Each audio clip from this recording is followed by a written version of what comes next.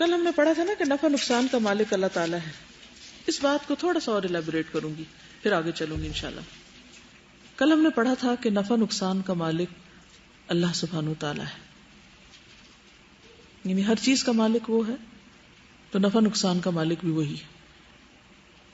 زندگی میں جب کبھی کوئی نقصان ہو آپ کو، تو آپ کے ذہن میں کیا آتا ہے کہ کس کی وجہ سے ہوا ہے اور کیوں ہوا ہے؟ جب کوئی تکلیف آتی ہے تو کس کے حکم سے آتی ہے، کس کے اذن سے آتی ہے، کس کے فیصلے سے آتی ہے، اور اس تکلیف کو دور کون کر سکتا ہے؟ کیونکہ یہ ہمارے روز مرہ کا تجربہ ہے.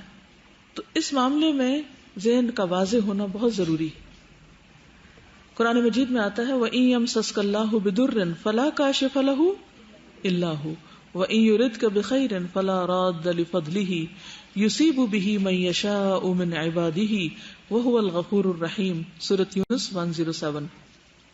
اور اگر اللہ تمہیں کوئی تکلیف پہنچانا چاہے تو اس کے سوا اسے کوئی دور کرنے والا نہیں. یہ ہمارا عقیدہ ہونا چاہیے، یقین ہونا چاہیے کہ تکلیف تبھی دور ہوگی. کوئی بیماری ہے، کوئی نقصان ہے، کوئی دکھ ہے، درد ہے. وَإِن يُرِدْكَ بِخَيْرٍ، اور اگر تجھ سے اللہ تعالیٰ کوئی بھلائی کرنا چاہے فَلَا رَادَّ لِفَضْلِهِ، تو اس کے فضل کو بھی کوئی ٹالنے والا نہیں. اپنے بندوں میں سے جسے چاہے فضل سے نوازتا ہے، اور بخشنے والا، رحم کرنے والا ہے. تو اس میں اصل بات کیا ہے کہ نفع و نقصان اصل میں اللہ ہی کی طرف سے ہے. یہ ہمارا یقین ہونا چاہیے کہ اس کے اذن کے بغیر کوئی نقصان دے ہی نہیں سکتا، کوئی تکلیف آ ہی نہیں سکتی. اور اگر اس نے اذن دیا تو اس کے پیچھے کوئی حکمت ہے، اس کی کوئی وجہ ہے. سورۃ تغابن میں آتا ہے ما اصاب من مصیبت الا باذن اللہ. سورۃ فاطر میں آتا ہے ما یفتح اللہ للناس من رحمت فلا ممسک لها وما یمسک فلا مرسل له من بعد. اللہ اگر لوگوں کے لیے اپنی رحمت کا دروازہ کھول دے تو اسے کوئی بند نہیں کر سکتا، اور جسے وہ بند کر دے اسے اس کے بعد کوئی کھولنے والا ہے ہی نہیں، کسی کے اختیار میں نہیں. تو اصل طاقت کس کی ہوئی؟ اللہ کی. پھر جس سے اللہ روک دے اسے کوئی دینے والا نہیں. وَلَئِن سَأَلْتُم مَّنْ خَلَقَ السَّمَاوَاتِ وَالْأَرْضَ لَيَقُولُنَّ اللَّهُ قُلْ أَفَرَأَيْتُم مَّا تَدْعُونَ مِن دُونِ اللَّهِ إِنْ أَرَادَنِيَ اللَّهُ بِضُرٍّ هَلْ هُنَّ كَاشِفَاتُ ضُرِّهِ أَوْ أَرَادَنِي بِرَحْمَةٍ هَلْ هُنَّ مُمْسِكَاتُ رَحْمَتِهِ قُلْ حَسْبِيَ اللَّهُ عَلَيْهِ يَتَوَكَّلُ الْمُتَوَكِّلُونَ سورۃ الزمر آیت 38. ان سے کہو بھلا دیکھو جنہیں تم اللہ کے سوا پکارتے ہو، اگر اللہ مجھے کوئی تکلیف پہنچانا چاہے تو تمہارے معبود اس کی پہنچائی ہوئی تکلیف کو دور کر سکتے ہیں، اور اگر وہ مجھ پہ رحمت کرنا چاہے تو کیا وہ اس کی رحمت کو روک سکتے ہیں؟ ان سے کہو مجھے اللہ کافی ہے، اور بھروسہ کرنے والے اسی پر ہی بھروسہ کرتے ہیں. آپ نماز کے بعد ایک دعا پڑھتے ہیں جس میں یہی مفہوم آتا ہے. آتی ہے سب کو دعا اللہم لا مانع لما اعطیت ولا معطی لما منعت ولا ينفع الجد منک الجد. اچھا اب آپ دیکھیے کہ کیا حکمت ہے کہ یہ دعا نماز کے بعد ہوتی. اس وقت آپ اپنی اور دعائیں بھی کر رہے ہوتے ہیں نا، وہ دکھوں کی، تکلیفوں کی، پریشانیوں کی دوری کے لیے بھی آپ مانگ رہے ہوتے ہیں. تو ساتھ ہی آپ یہ بھی کہہ رہے ہوتے ہیں کہ اللہ کرنا ہے تو نہیں کرنا ہے، اور نہیں تو کسی اور نے کچھ نہیں کرنا، یہ تیرے ہی ہاتھ میں. ہر دفعہ ہمیں ریئلائز کرایا جاتا ہے اور سب سے کاٹ کر اللہ ہی سے جوڑا جاتا ہے اس دعا کے ذریعے بھی. تو ایاک نعبد و ایاک نستعین کا یہی مطلب ہے. ایاک نستعین صرف اسی وقت ہو سکتا ہے جب ہمیں یہ یقین ہو کہ ہر فائدے اور نقصان کا مالک دراصل اللہ ہے. اللہ تعالیٰ نے اپنے نبی کو بھی یہ اختیار نہیں دیا. اب یہ بات یاد رکھیے، سورۃ الاعراف 188 میں اللہ تعالیٰ فرماتے قُلْ لَا أَمْلِكُ لِنَفْسِي نَفْعًا وَلَا ضَرًّا إِلَّا مَا شَاءَ اللَّهُ. آپ کہہ دیجئے مجھے تو خود اپنے آپ کو بھی نفع نقصان پہنچانے کا اختیار نہیں، اللہ ہی جو کچھ چاہتا ہے وہ ہوتا ہے. اللہ تعالیٰ جس کو چاہتا ہے عطا کرتا ہے. حدیث میں آتا ہے نبی صلی اللہ علیہ وسلم نے فرمایا اپنی زندگی میں نیکیاں کرتے رہو اور اللہ تعالیٰ کی رحمت کے درپے رہو، اللہ کی رحمت کے عطیات کے درپے رہو، کیونکہ اللہ تعالیٰ جس کو چاہتا ہے اپنے رحمت کے عطیات عطا کرتا ہے. یعنی نیکی کرتے رہو اور رحمت طلب کرتے رہو. نیکی کے بدلے میں بھی ملے گا تو کیا ملے گا؟ وہ تو پہلے ہی اتنا کچھ آپ لے چکے ہیں کہ اگر آپ یہ کہیں کہ میری اس نیکی کی وجہ سے مجھے کچھ مل جائے، تو غیر اللہ کو نفع نقصان کا مالک سمجھنا شرک ہے. وَلَا تَدْعُ مِن دُونِ اللَّهِ مَا لَا يَنفَعُكَ وَلَا يَضُرُّكَ فَإِن فَعَلْتَ فَإِنَّكَ إِذًا مِّنَ الظَّالِمِينَ، سورۃ یونس 106۔ اور اللہ کے سوا کسی کو مت پکارو جو نہ تمہیں کچھ فائدہ پہنچا سکتا اور نہ نقصان، اگر تم ایسا کرو گے تو تب یقیناً ظالموں میں سے ہو جاؤ گے۔ ہمارے ہاں لوگ کس کو پکارتے ہیں دکھ میں، تکلیف میں، مشکل میں؟ بتائیے۔ عامل کو اور اہل القبور کو، قبروں پہ جا کے پکارتے ہیں۔ تو کیا ہمارے معاشرے میں یہ کانسیپٹ موجود ہے کہ لوگ مشکل وقت میں، دکھ، تکلیف، پریشانی میں اللہ کو چھوڑ کے اور دروازوں پہ چلے جاتے ہیں؟ ہے نا؟ اگر اولاد نہ ملے، اگر صحت نہ ملے، اگر روزی رزق نہ ہو تو کیا کرتے ہیں؟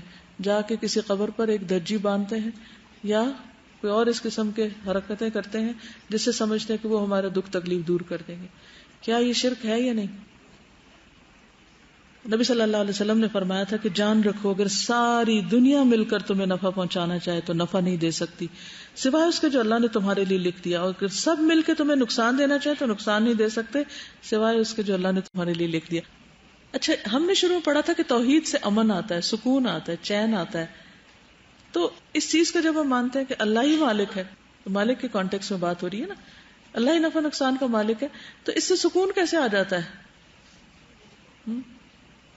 شکوے شکایتیں بھی ختم ہوتی ہیں اور ایکسپیکٹیشنز بھی ختم ہوتی ہیں کہ یہ ہم بعض اوقات کسی بندے سے نا توقع رکھ بیٹھتے ہیں یہ میرے لیے فلانا کام کرے گا، اچھا پھر وہ نہیں کرتا، پھر کیا ہوتا ہے ہمیں؟ مثلاً بہت سی خواتین اپنے ہسبینڈ سے بہت سی چیزوں کی، یعنی شادی سے پہلے ماں باپ سے بہت گرے شکوے رہتے ہیں، پھر کہتے ہیں ہماری شادی ہو جائے گی، اپنے گھر چلے جائیں گے، پھر ہماری ساری باتیں پوری ہو جائیں گی، پھر شوہر ایسا ملتا ہے جو ماں باپ سے بھی بڑھ کے ظالم ہوتا ہے، پھر وہ ساری زندگی صرف روتی ہیں۔ وجہ کیا تھی؟ کہ ہم نے سب کچھ اسی کو سمجھ لیا، اس کو خدا بنا لیا، ساری امیدیں اس سے رکھ لی، اپنا فائدہ نقصان اس کے ہاتھ میں دے دیا۔ اگر کوئی انسان جس سے ہماری کوئی توقع ہے وہ کام نہ کر سکے، ہماری توقع پہ پورے نہ اترے، تو دل کو ٹوٹنے سے کیسے بچایا جائے؟ کیا سوچ کے؟ کہ اللہ کا اذن نہیں ہوا، اللہ نے اس کو توفیق نہیں دی، اللہ نے اس کے ذریعے نہیں مجھے دلوایا، اس کے ذریعے دلوانا نہیں تھا، اس نے اس کے ہاتھ میں نا، وہ جہاں سے چاہے دلوائے اور نہ دینا چاہے تو نہ دے، تو پھر آپ کا شکوہ ختم اور آپ مطمئن سکون میں آ گئے کہ میرے رب کا دروازہ کھلا ہے، اگر یہ بند ہوا ہے تو مجھے وہاں سے مل جائے گا جو اصل جگہ ہے ملنے کی۔ تو انسان پھر صرف اسباب کا غلام نہیں بن جاتا، ان سے پرے دیکھتا ہے کہ ان اسباب کو محرک کون ہے، دینے والا اصل کون ہے۔ پھر آپ کے لیے بندوں کو معاف کرنا بڑا آسان ہو جاتا ہے، کیونکہ جب آپ دیکھتے ہیں نا وہ بےچارے نہیں کر سکے، کوشش کے باوجود وعدہ نہیں پورا کر سکے یا کوئی کام نہیں کر سکے، تو آپ فوراً کیا سوچتے ہیں؟ توفیق نہیں ملی ان کو۔ پھر آپ کو ان پہ غصہ آنے کے بجائے بعض اوقات رحم بھی آنے لگتا ہے کہ یہ بھی ہو سکتا تھا کہ اللہ اس کے ذریعے کام کروا دیتا، لیکن اس کے ذریعے نہیں، اللہ نے کہیں اور سے کرانا، پتہ نہیں کس کی قسمت میں یہ نیکی لکھی ہے۔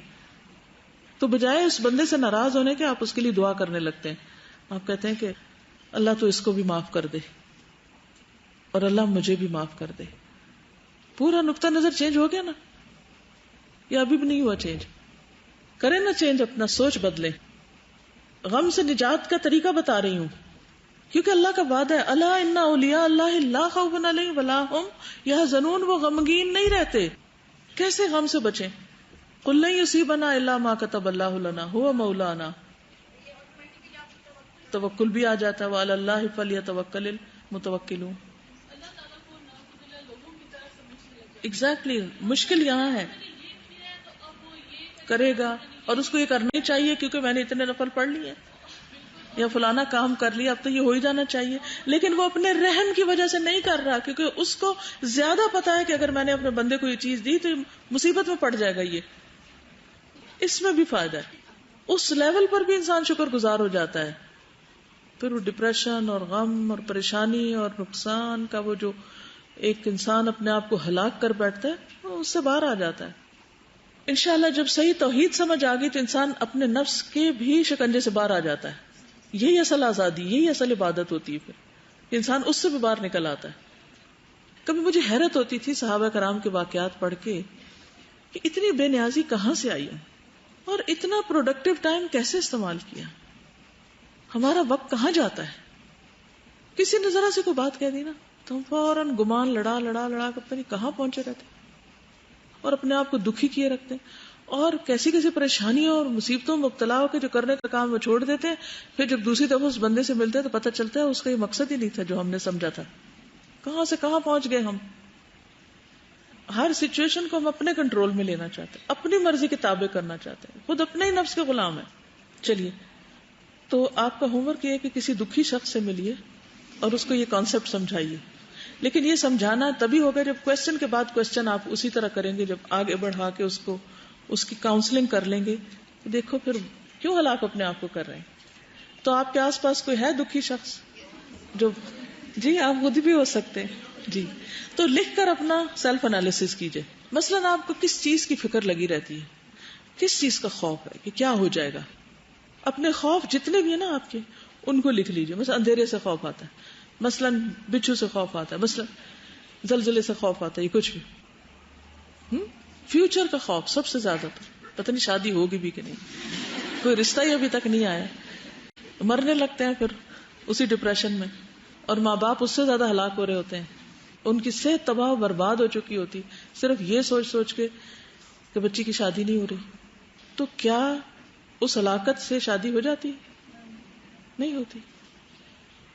یہ کسی خاص جگہ انسان کا بہت دل ہو جاتا ہے کہ یہاں تو ضرور ہو جائے، اور وہاں نہیں ہوتی.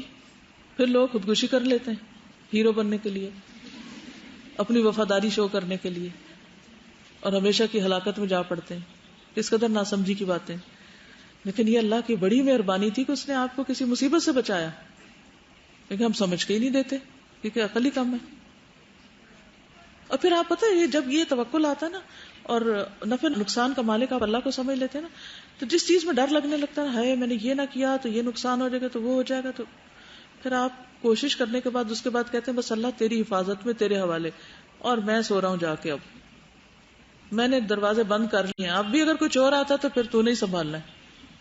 اللہ اعز مما اخاف واحذر. اللہ اس چیز پر غالب ہے. عزیز کا معنی عزت میں غلبہ بھی ہوتی، وہ اس پر زیادہ غالب ہے جس سے میں ڈر رہا ہوں. وہ اس کی طاقت زیادہ ہے، تو اللہ کی پناہ میں اپنے آپ کو دیتا ہوں. ٹھیک ہے نا. چلیے پھر یہ کہ وہ جو دعا ہمیں سکھا دی گی، بسم اللہ الذی، اللہ کے نام کی برکت سے کوئی چیز نقصان نہیں دیتی.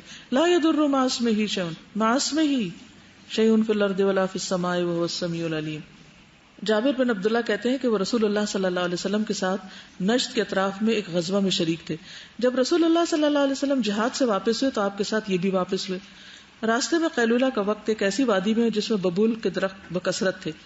آپ نے اس وادی میں پڑاؤ کیا، صحابہ پوری وادی میں پھیل گئے. آپ نے بھی ایک درخت کے نیچے قیام کیا، تلوار لٹکا دی، ہم سب سو گئے. تو نبی صلی اللہ علیہ وسلم کے پکارنے کی آواز سنائی. دیکھا تو ایک بدوی آپ کے پاس تھا. رسول اللہ صلی اللہ علیہ وسلم نے فرمایا کہ اس نے غفلت میں میری ہی تلوار مجھ پر کھینچ لی تھی. وہ یاد ہے قصہ سب مشہور ہے. اور میں سویا، جب بیدار ہوا تو ننگی تلوار اس کے ہاتھ میں تھی. اس نے مجھ سے کہا تمہیں کون بچائے گا؟ تو میں نے کہا اللہ. 3 مرتبہ اس نے کہا تو میں نے کہا اللہ. یہ کہنے سے اس کے ہاتھ سے تلوار چھوٹ گئی. یعنی اللہ کے نام کے ساتھ، اللہ کے نام کی بھی برکت ہوتی، اس سے بھی دل ڈر جاتے ہیں، اس سے دشمن گھبرا جاتے ہیں. نبی صلی اللہ علیہ وسلم نے اس عرابی کو پھر کوئی سزا نہیں دی. پھر اس کے بعد حب الہی اور خشیت الہی، اس کو ہم نے شروع کیا تھا نا، تھوڑا سا اس کو پڑھ لیتے ہیں ذرا. پہلا پیراگراف ہو گیا تھا. انسان دنیا میں بہت سی چیزوں سے محبت کرتا ہے، لیکن یہ محبت پابند غرض اور محدود ہوتی. یعنی محبت کی بھی کوئی وجہ ہوتی. اس میں دراصل اس فائدہ یا لذت سے محبت ہوتی ہے جو کسی چیز سے حاصل ہوتی ہے. مثلا جو چیز ہمیں پسند تھی اگر وہ تبدیل ہو جائے اور اس میں حسن باقی نہ رہے تو محبت اور پسندیدگی بھی ختم ہو جائے گی. اس کے برعکس اللہ تعالیٰ کی محبت جو ایک مومن محسوس کرتا ہے ہر غرض سے آزاد اور لامحدود محبت ہوتی. اسی طرح انسان دنیا میں بہت سی چیزوں سے ڈرتا ہے. مثلا دہکتی ہوئی آگ، وحشی درندے، مہلک زہر اور طاقتور ظالم سے ڈرتا ہے. لیکن یہ ڈر بھی محدود اور مقید ہے. خوف کا باعث دراصل نقصان سے بچنا ہے جو ان چیزوں سے پہنچ سکتا ہے. اس لیے جب انسان خود کو ان چیزوں کے نقصان سے محفوظ کرتا ہے تو خوف بھی دور ہو جاتا ہے. اس کے برعکس اللہ تعالیٰ سے خوف اور اس کی خشیت لامحدود اور ہر قید سے آزاد ہے. دراصل اللہ سے محبت اور اس سے ڈرتے رہنا ہی توحید کی بنیاد اور عبادات کی روح ہے. اللہ سے محبت کا مطلب یہ نہیں کہ اس کو محبوب اور معشوق جان کر اس کی شان میں قصیدے لکھے جائیں اور نہ اس سے ڈرنے کا مطلب یہ ہے کہ ایسی دہشت اور گھبراہٹ ہو جو موجب نفرت ہو. یعنی بعض لوگ اللہ کے ڈر میں سائیکک ہو جاتے ہیں، ان کو ہال پڑنے لگتے ہیں، دورے پڑنے لگتے ہیں، اور وہ عجیب و غریب حرکتیں شروع کر دیتے ہیں. کیا ہے کہ جی ہم اللہ سے ڈر رہے ہیں. کیا صحابہ کرام میں ایسا ہی ڈر تھا اللہ کا کہ جس نے ان کو بیکار بنا کے رکھ دیا اور دوسروں پہ ایک بوجھ بنا دیا؟ نہیں. اور کیا وہ ایسی مجنونوں والی محبت کرتے تھے اللہ سے کہ بس اسی کے راگ گاتے رہے اور کوئی کام نہ کر کے دے؟ ان کی تو ساری محبتیں عمل میں ڈھل گئی تھی. ایک غزوے سے واپس نہیں آتے تھے، دوسرے کی تیاری شروع ہو جاتی تھی، دوسرے کے لیے بلاوا آ جاتا تھا. ایک جنگ ختم نہیں ہوتی تھی تو اگلی تیار ہوتی تھی. اور وہاں جان کے سودے تھے، صرف محض کوششیں نہیں تھی. ہر جنگ کی جو پکار تھی اس میں کیا تھا؟ آؤ جان دو. یعنی اپنے آپ کو ذرا رکھ کے دیکھے نا، تو کتنے لوگوں کا ایمان پھر ثابت رہے گا. تو کیا صحابہ کرام اللہ سے محبت کرتے تھے اور ہر چیز سے بڑھ کے کرتے تھے؟ تو وہ محبت کیسی تھی؟ صرف گانے بجانے کی حد تک، نشید پڑھنے کی حد تک، یا نشید سن کے لہرانے کی حد تک، یا جھومنے کی حد تک؟ بس اس محبت نے اپنا ثبوت کیسے دیا؟ عمل کر کے دکھایا، جان ہتھیلی پہ رکھ کے دکھائی کہ کسی بھی چیز کی پرواہ نہیں، کچھ بھی دے سکتے ہیں اللہ کو ہم. بلکہ اللہ سے محبت کے معنی یہ ہے کہ نفسانی خواہشات اور شیطانی وسوسوں کے مقابلے میں اللہ تعالیٰ کی فرما برداری اور خوشنودی کو ترجیح دی جائے اور حضور صلی اللہ علیہ وسلم کے احکام کی اطاعت کی جائے. قل ان کنتم تحبون اللہ فاتبعونی. تو اگر آپ کا اتباع کرنا پڑا اللہ کی محبت کو پروو کرنے کے لیے تو کیا کرنا پڑے گا؟ پھر کتنے بجے اٹھنا پڑے گا؟ 7:30. ٹھیک ہے نا. پھر اور کیا کیا کرنا پڑے گا؟ کیونکہ بتا دیا گیا نا، ان کنتم تحبون اللہ، اگر تم یہ دعویٰ کرتے ہو اللہ سے محبت ہے، فاتبعونی، تو چلے پروفٹ کے پیچھے چلیں، دیکھیں کیا کرتے تھے صبح شام ان کے کیسے تھے، پتہ چل جائے گا کتنی محبت ہے. دعوے بہت آسان ہیں. اسی طرح خوف الہی سے مراد حرام چیزوں اور ناجائز کاموں سے پرہیز کرنا ہے. یہ اصل مطلب اللہ سے ڈرنے کا. اور ثواب آخرت کو دنیاوی لذتوں پہ ترجیح دینا ہے. مکمل اطاعت یعنی ہر کام میں اور ہر حال میں اطاعت، خواہ وہ ہمیں پسند ہو یا نہ ہو، خواہ اس کی حکمت ہماری سمجھ میں آئے یا نہ آئے، صرف اور صرف اللہ تعالیٰ کے لیے ہے. اور یہی اطاعت دراصل اللہ تعالیٰ سے محبت کا نتیجہ بھی ہے اور اس کی نشانی بھی ہے. ٹھیک ہے. تو پہلی بات یہ کہ اللہ سے محبت کیسی؟ ہر چیز سے بڑھ کر، والذین آمنوا اشد حبا للہ. اور پھر اللہ اور اس کا رسول ہر چیز سے بڑھ کر محبوب، جیسے حدیث میں آتا ہے. انس بن مالک کہتے ہیں کہ ایک شخص نے رسول اللہ صلی اللہ علیہ وسلم سے قیامت کے بارے میں پوچھا کہ کب آئے گی قیامت. آپ نے فرمایا تم نے کیا تیاری کی ہے؟ اس نے عرض کیا میں نے اس کے لیے بہت ساری نمازیں، روزے اور صدقے تیار نہیں کیے، بلکہ اللہ رسول سے محبت رکھتا ہوں. فرمایا پھر تمہارا حشر بھی انہی کے ساتھ ہوگا جن سے تمہیں محبت ہے. یعنی پھر آٹومیٹیکلی تم اس راستے پہ چل پڑو گے. ٹھیک. تو وہ کیسی ہے محبت؟ ایسی محبت کہ اللہ کو ناراض نہ کیا جائے. رسول اللہ صلی اللہ علیہ وسلم نے فرمایا جس نے لوگوں کو ناراض کر کے اللہ کو راضی کیا، اللہ تعالیٰ اسے لوگوں سے کافی ہو جاتے ہیں. اور جس نے لوگوں کو راضی کرنے کے لیے اللہ کو ناراض کیا، اللہ تعالیٰ اس کو لوگوں کے حوالے کر دیتے ہیں. نبی صلی اللہ علیہ وسلم نے فرمایا اللہ کی نافرمانی میں کسی مخلوق کی اطاعت نہیں. پھر ساری زندگی اللہ کے لیے جینا، ان صلاتی و نسکی و محیای و مماتی للہ رب العالمین.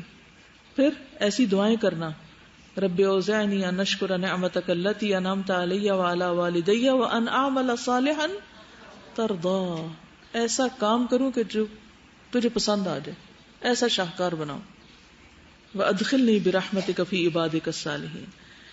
پھر اللہ کی محبت کی ایک علامت یہ ہوتی ہے کہ اللہ کے کلام سے محبت ہو جاتی، قرآن سے محبت ہو جاتی. ایک آدمی رسول اللہ صلی اللہ علیہ وسلم کے پاس آیا، کہنے لگا میں سورۃ اخلاص سے محبت کرتا ہوں. تو آپ نے کیا فرمایا؟ تمہارا اس سورت سے محبت کرنا تمہیں جنت میں داخل کر دے گا. پھر اللہ سے ملاقات کا شوق پیدا ہو جاتا ہے. نبی صلی اللہ علیہ وسلم نے فرمایا جو اللہ سے محبت رکھتا ہے وہ اللہ سے ملنا پسند کرتا ہے، اللہ کی ملاقات کا شوق ہو جاتا ہے. تو دعا کون سی کرنی چاہیے اللہ کی محبت کے لیے؟ اللہم انی اسألک حبک وحب من یحبک وحب عمل یقربنی الی حبک. لیکن ایک نقطہ اس سارے میں یاد رکھیے کہ اطاعت کے بغیر محبت کوئی چیز نہیں. خالی باتیں زبانی کلامی یہ محبت نہیں ہوتی. ٹھیک ہے. صرف شعر و شاعری محبت نہیں ہے. یوسف علیہ السلام نے کیا دعا کی تھی؟ فاطر السماوات والارض انت ولی فی الدنیا والآخرہ توفنی مسلما والحقنی بالصالحین. پھر اس کو اللہ والوں سے محبت ہو جاتی. ان سے کیوں محبت ہوتی؟ کیا اس کی ضرورت ہے؟ قرآن سے محبت، تہجد سے، نماز سے، صدقے سے، ان ساری چیزوں سے کیوں محبت ہوتی ہے انسان کو؟ کیونکہ یہ سارے کس طرف لے جا رہے ہوتے ہیں اس کو؟ اللہ کی محبت کی طرف لے جا رہے ہوتے ہیں. اللہ والوں سے بھی محبت اس لیے ہوتی ہے کہ وہ اللہ کی طرف لے جا رہے ہوتے ہیں.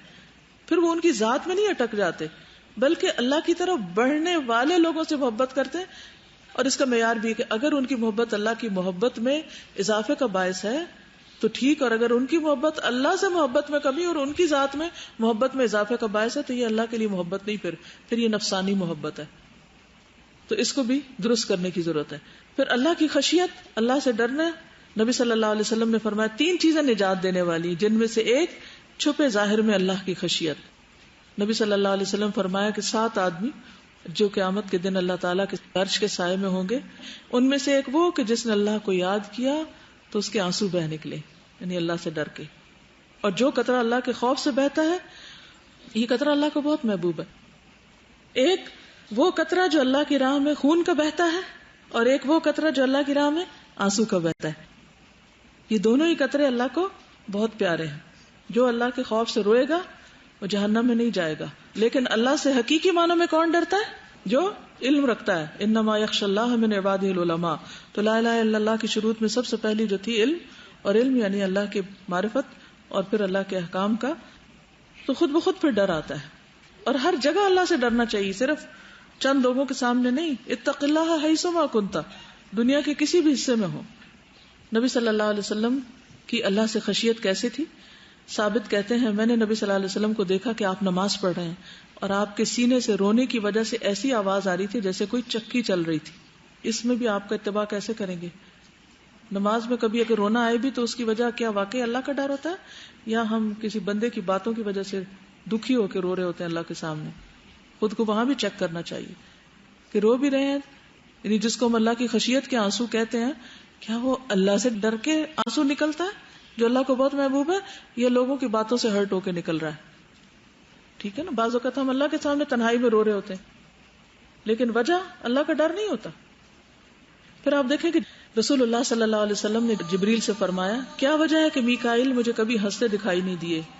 انہوں نے کہا جب سے جہنم کی آگ کو پیدا کیا گیا اس وقت سے میکائیل نہیں ہنسے، کیونکہ انہوں نے دیکھا اس کو نا. نبی صلی اللہ علیہ وسلم نے فرمایا میں معراج کی رات فرشتوں کے پاس سے گزرا اور جبریل علیہ السلام اللہ تعالیٰ کی خشیت کی وجہ سے بوسیدہ ٹاٹ کی طرح لگ رہے تھے. بوسیدہ کارپٹ سمجھ لے، جیسے بالکل جیسے دبے ہوئے. اور قرآن مجید کی قرأت کے سلسلے میں سب سے اچھا آدمی وہ ہے جب وہ تلاوت کر رہا ہو تو آپ کو لگے کہ وہ اللہ سے ڈر رہا ہے. اپنے آپ کو اس معیار پہ پرکھیے. جتنے بھی لوگ تجوید پڑھ رہے ہیں، تجوید پڑھتے وقت اور سنتے وقت یہ معیار بنا لیں اپنا کہ پڑھنے والا سننے والا کیسے لگے جیسے یہ اللہ سے ڈر رہا ہے. عام طور پر ہماری ساری توجہ کس پہ ہوتی ہے کہ ہماری قرأت کیسی ہے. سبحانک اللہم و بحمدک اشہد ان لا الہ الا انت استغفرک و اتوب الیک. السلام علیکم و رحمۃ اللہ وبرکاتہ.